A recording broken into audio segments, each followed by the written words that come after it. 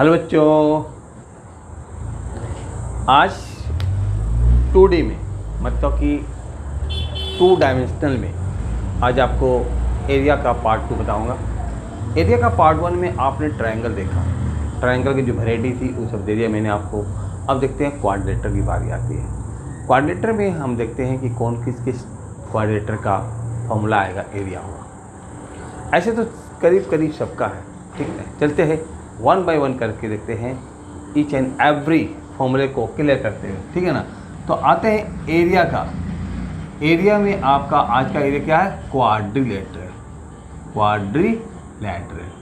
Quadrilateral भी आपका 2D में आता है, ठीक है ना। जैसे कि मैंने आपको पहले बताया था कि ट्रायंगल, क्वाड्रिलेटरल, सर्कल ये सब 2D में आता है। आज क्वाड्रिलेटरल की मैं एरिया बताएंगे। सबसे पहला आता है नंबर, फर्स्ट वन आता है रेक्टेंगल। क्या आता है? रेक्टेंगल मतलब आयत।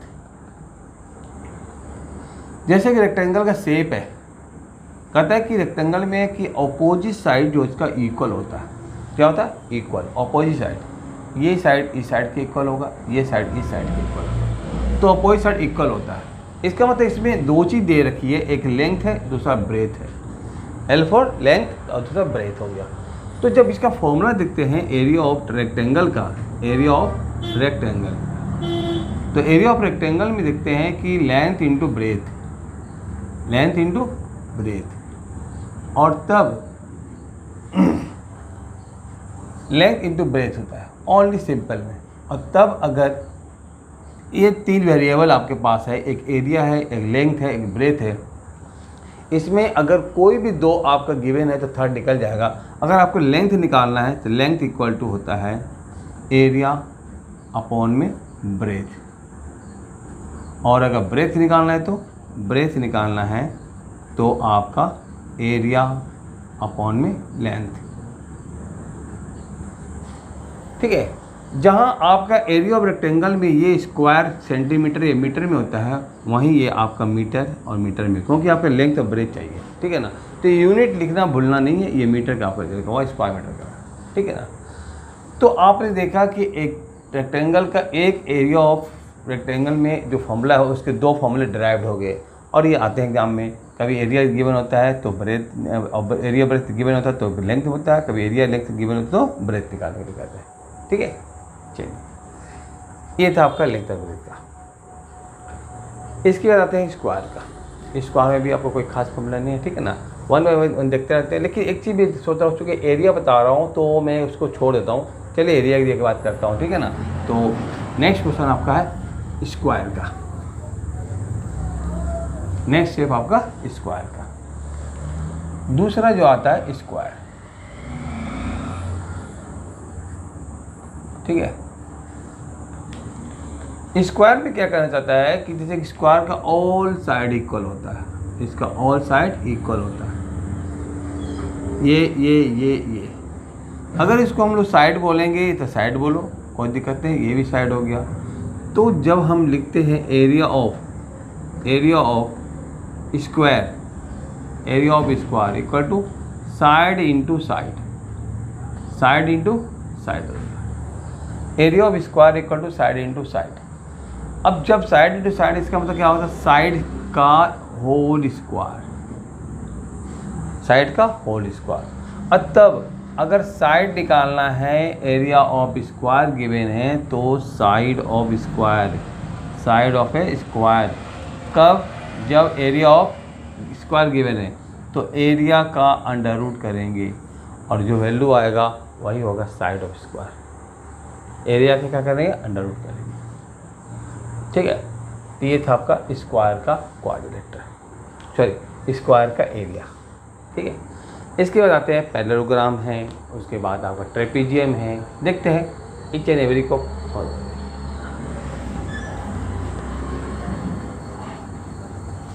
नंबर है आपका पैरेललोग्राम।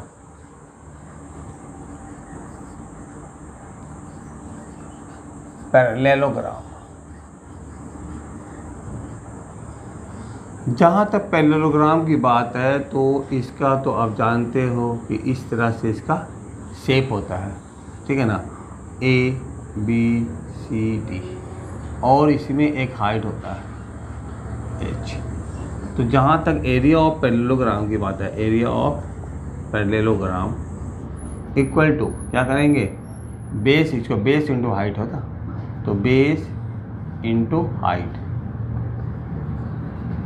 Base into height. अब देख रहे हो कि बेस इंटू हाइट दे रहेगा तो हमें बेस भी निकल सकता है ना। तो बेस जब निकालना होगा तो एरिया ऑफ पैरेललोग्राम लिखेंगे, अपॉन में हाइट देंगे, ठीक है। और हाइट निकालना होगा तो एरिया ऑफ पैरेललोग्राम अपॉन में बेस होगा।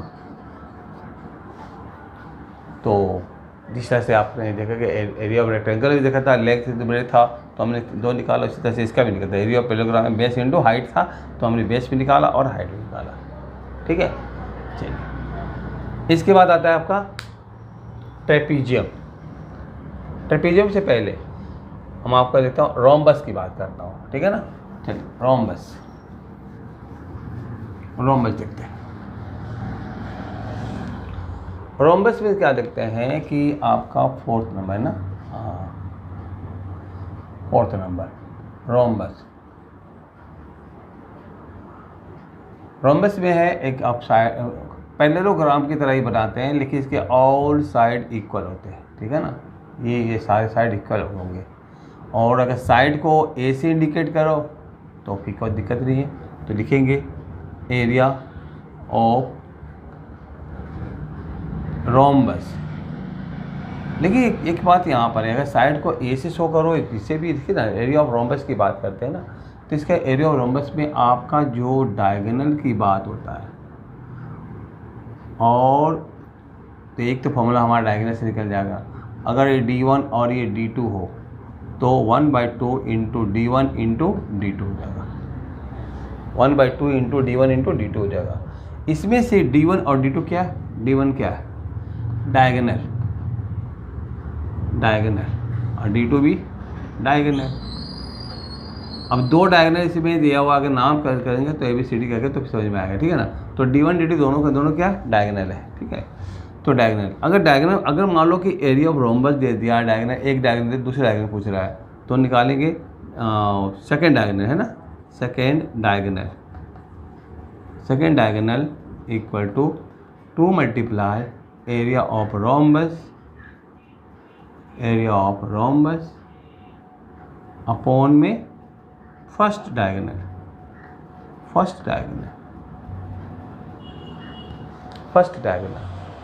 एरिया ऑफ सेकेंड डायगोनल निकालने के लिए 2 मल्टीप्लाई एरिया ऑफ रोम्बस बड़े फॉर्म में फंस जाएगा।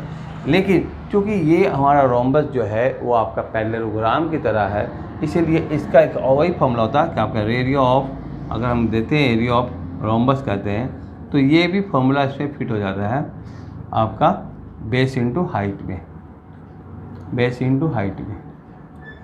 क्योंकि बेस इसका ये है और हाइट यहाँ से आप ले सकते हो हाइट इस तरह से, ठीक है। हाइट ये बनेगा, तो बेस इंटू हाइट भी इसका फॉर्मूला है, और 1/2 इंटू D1 इंटू D2 ही फॉर्मूला इसका है, ठीक है।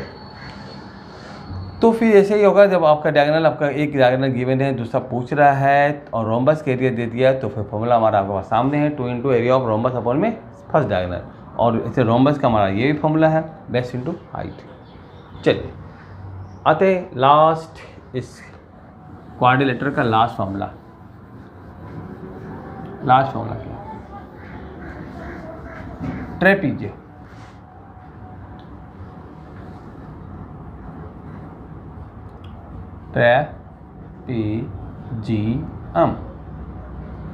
ट्रेपीजियम जैसा कि देखते हैं कि 2 टाइप का बनता है, एक तो ऐसे बन जाता है, ठीक है ना। इसमें आपका ABCD लेते हैं, AB जो CD के पैरेलल होता है, ठीक है, और ये हमारा क्या होता है, हाइट होता है। अगर इसको A से इंडिकेट, पूरे को B से इंडिकेट, इसको S से करेंगे, तो फिर हमारा एरिया ऑफ ट्रेपीजियम की formula, area of trapezium equal to 1/2 कहता है into sum of parallel side है, ऐसे फिर लिखो, सम ऑफ पैरेलल साइड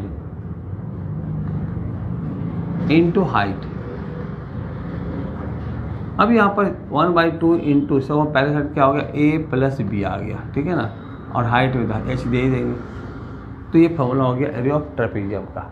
लेकिन इसमें मिसिंग है 1 2 3 4। अगर इसमें से कोई भी अगर निकालना हो, सपोज कर लो क्या होगा, पहले साइड में एक पहले साइड गिवन में मिसिंग है, ए मिसिंग कर दिया, तो क्या निकालेंगे, तो आपका जैसे कि ए या सी डी, ठीक है ना, लेंथ ऑफ ए निकालो, लेंथ ऑफ ए कर देते इसको, है ना, ए बोलने से जरा length of a, length of ए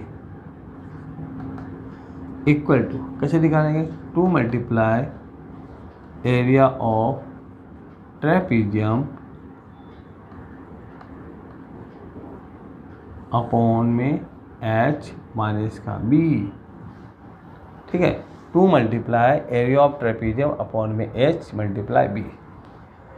कोई भी अगर साइड पैरेलल साइड कुछ भी दिया हो, चाहे ये दे दिया हो, ये निकालना हो, ये दिया हो, ये निकालना हो, बस यहाँ पर आपको देना हो, ए फाइंड करना है तो बी आपका बी उधर माना जाएगा, और बी फाइंड आउट करना है तो ए उधर जाएगा, बस इतनी ही, और साथ ही रहेगा, ठीक है।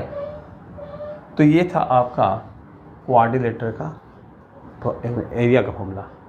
2D में जहाँ देखते हैं कि इन सारे जो क्वेश्चन जो दिए हुए हैं, इन क्वेश्चनों को मतलब कि आपने देखा, इन फॉर्मूले को जो आपने देखा ध्यान से, तो यही फॉर्मूले यूज करते हैं जहाँ जहाँ मिसिंग है ना, जो आपको इसे मिसिंग दे देता है, मिसिंग जिसमें देखिए आपको समझा दिया था कि 1 2 3 और 4 हमारा गिवन होता है, आपका 4 मिसिंग हो सकता है, 4 में से कोई भी एक मिसिंग हो सकता है, ठीक है ना। तो अगर 1 2 3 और 4 में से कोई 3 गिवन है तो 4th निकल जाएगा। जैसे हमें ये आपका मिसिंग कर दिया तो हमारे 1 2 और 3 गिवन है, ठीक है ना। तो इस तरह से आपने देखा कि क्वाड्रिलेटरल में जो 4 5 5 जो हमारे जो डायग्राम है, मेन डायग्राम है, इसी डायग्राम का आपका क्या होता है, फॉर्मूले का यूज होता है, जो कि मैंने हर तरह से समझाया था, ठीक है ना। एरिया निकालने बताया आपको, एरिया अगर गिवन है, कुछ और गिवन है तो उसके जो एक्स्ट्रा बचता है वो निकालने के लिए था। ये था हमारा एरिया ऑफ क्वाड्रिलेटरल। और इसके बाद इसमें आपका एक और समझा देता हूँ, जो कि आपका सर्कल की बात करते हैं, ठीक है ना। सर्कल में एक्चुअली क्या होता है कि सर्कल का एक छोटा सा फॉर्मूला है, चलिए आते सर्कल का, क्वाड्रिलेटरल के बाद आते सर्कल, ठीक है ना। क्वाड्रिलेटरल के बाद सर्कल, 2D के डायग्राम जितने हैं, ठीक है ना, तो फिर खत्म हो जाएगा सर्कल। तो एक सर्कल बनाते हैं,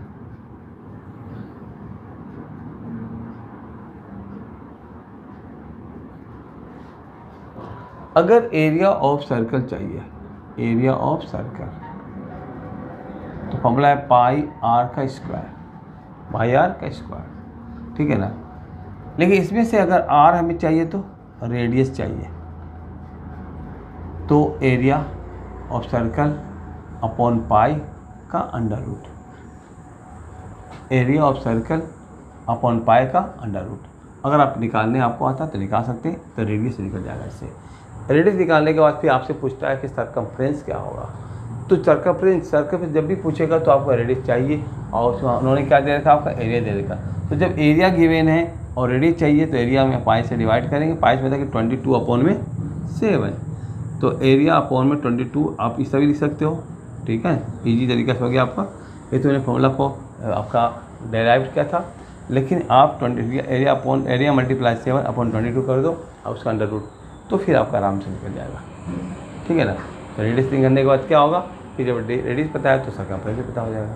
तो इस तरह से 2D का एरिया फॉर्मूला खत्म। तो फॉर्मूला मैं क्यों दे रहा हूँ, फॉर्मूला ही तो स्टूडेंट का टूल्स होता है, अगर फॉर्मूले नहीं होंगे तो फिर आप नहीं कर पाएंगे। इसलिए फॉर्मूले को आप बढ़िया से इसको स्ट्रॉन्ग करो, जिससे कि आपका हर जगह हर पल जब भी सम्स बनाओगे आप, तो कोई ना कोई फॉर्मूला आपके साथ रहेगा। जब माइंड में रहेगा तो पेन भी चलेगा, माइंड में नहीं रहेगा तो पेन कहाँ से चलेगा। तो ज़रूरी है माइंड में रखने का, लर्न करने का, समझने का, जब कहीं आपका कोई भी मैथ स्ट्रॉन्ग हो सकता है, ठीक है। नेक्स्ट क्लास के लिए वेट करेंगे, तब तक के लिए थैंक यू।